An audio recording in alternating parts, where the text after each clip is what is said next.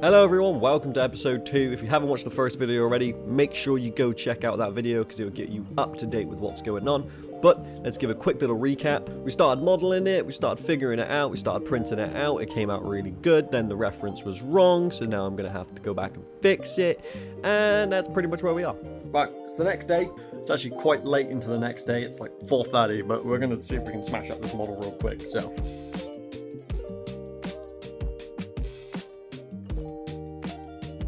One thing I also don't want to forget is putting a hanging bracket on this thing, because I completely forgot on the last one to actually put a thing, like a hole in it, so you can put it on the wall. So I'm going to do that now before I forget. And I forgot to mention it, so I'll mention it here.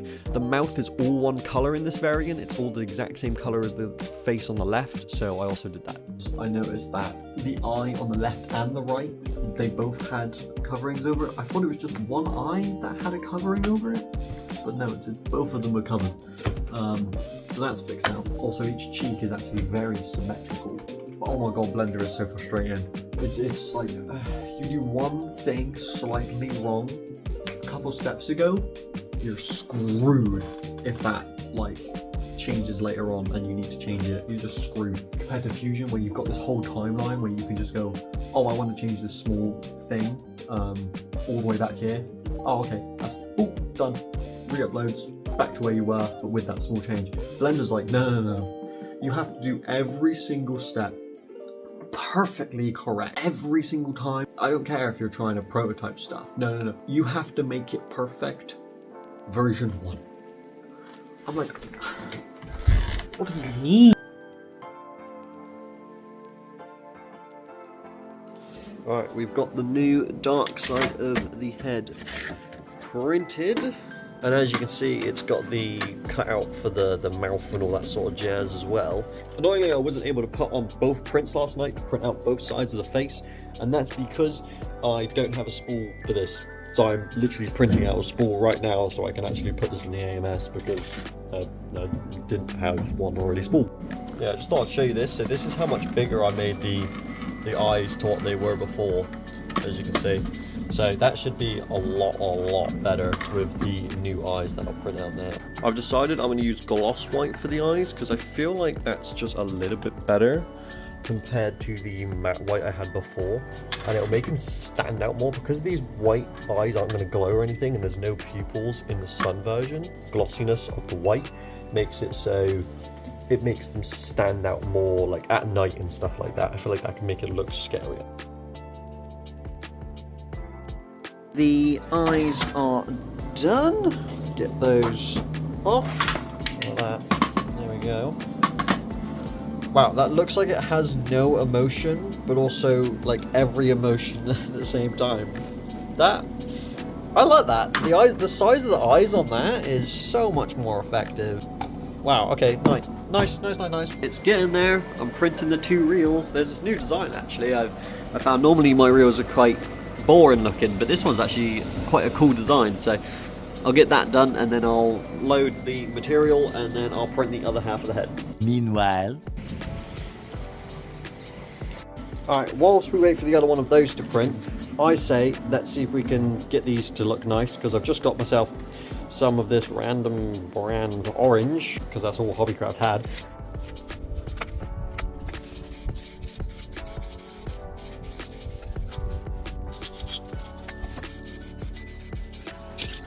Alright, these have been drying for a bit. I am really happy with how these came out. I think they look pretty good. They look a lot more orange in real life. It looks more brown on the camera, so yeah, you just kind of have to take my word for it. But they look pretty damn good. Now, I'm really happy with how these came out, but I think I'm going to spray some clear lacquer on it because this will help gloss it up, as in-game it's actually quite glossy, so this will help protect it as well as add a little bit more gloss to it because it seems to have dried a little bit matte. The orange spray paint smells like just literal candy floss. It smells great. This smells like poop. It smells like poop. Alright, I brought them in from outside and they are looking sick. Like literally, this is way better than I thought that I'd be able to do. Like the fade on this is perfect. The colors are perfect. Nice. Right, it's early in the morning. The print's done. Here it is. Looking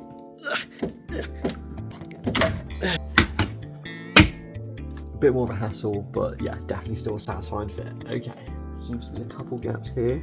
But what I'll probably end up doing is kind of fade those two colours. So when I turned the camera off, I kind of realised actually that this eye doesn't fit in there perfectly. I found out the reason. It must have, I'm not too sure. I must have just forgot to retake it back out. But you can see how this comes out and then the cheek goes in. Yeah, that sucks. Fix that up now. I'm trying to think what's the best course of action for that.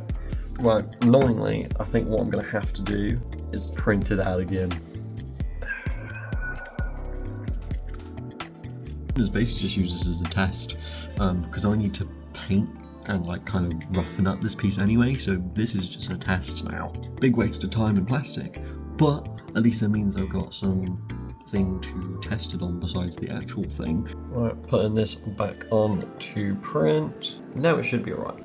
But I definitely think we should have a look at it with the spikes going around the outside real quick. There we go, so that is it with the spikes on the outside of it. So now we just need to paint the whole face part and we're good.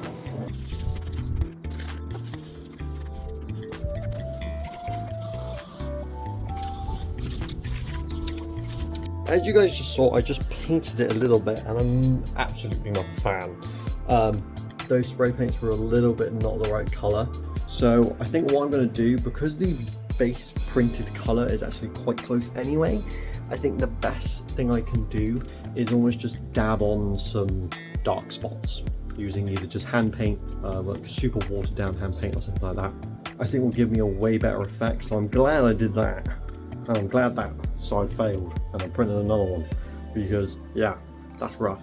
But yeah, that came out terrible, so I'm changing my approach on it and I'm just going to be using dark. I'm going to keep that base coat color the same and I'm just going to add a little bit of dark to break it apart a little bit.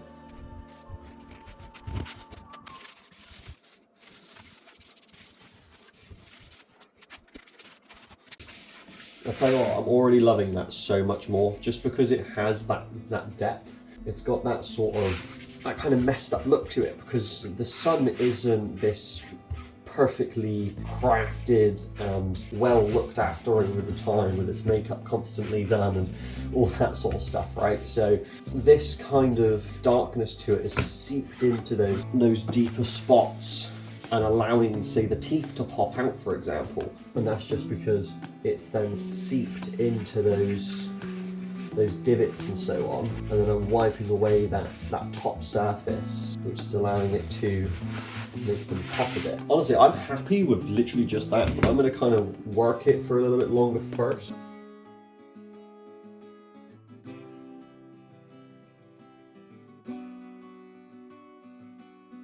Good. I like it, and I think I think we should literally do the exact same thing to this other piece, because it is pretty much the exact same thing actually. So let's do that now. There we go. That's better. Right. And then, yeah, same thing on this, but this actual whole thing needs to be going over.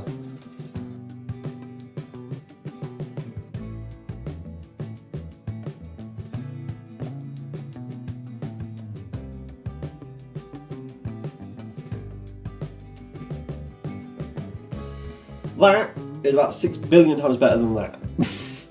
So I'm happy with that. Let's let that dry for a bit. It really won't take long because the paint we applied to it is absolutely minuscule.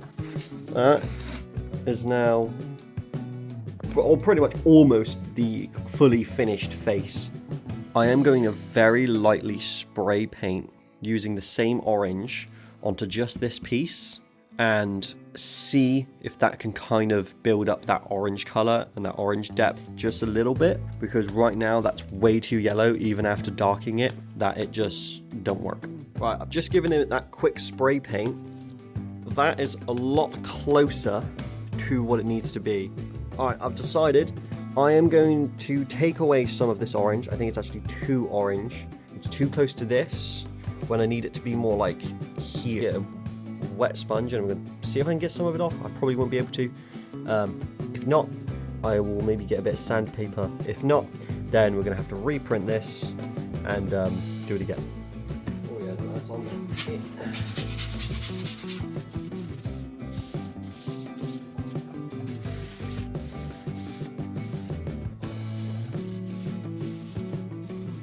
I am happy with that. You've kind of got that glow, those sanded away yellow effects almost give like a sheen to it. I spoke too soon. There's one last thing I want to do, and it's adding a little bit more black into here after the fact, because there is quite a dark shadow in here that I want to see if I can put into it. So I'm going to do that.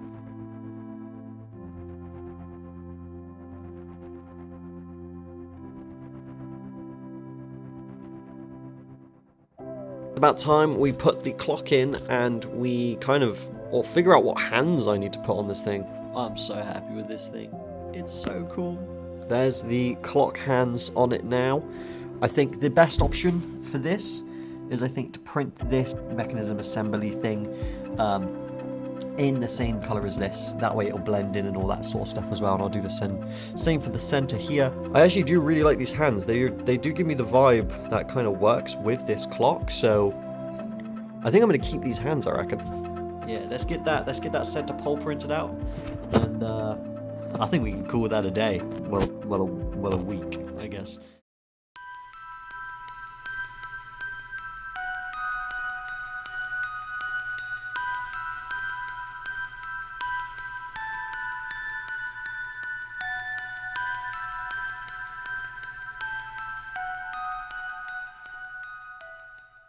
Such an awkward height. But I hope you guys liked the video. I hope you guys enjoyed it. It was a great series to make such a cool item. And if you guys want one, visit craftspoils.com. If you guys can check out my other social medias and all that as well, that'd be amazing. And yeah, I'll see you guys in the next one, whenever that one's going to be. But like and subscribe for this guy.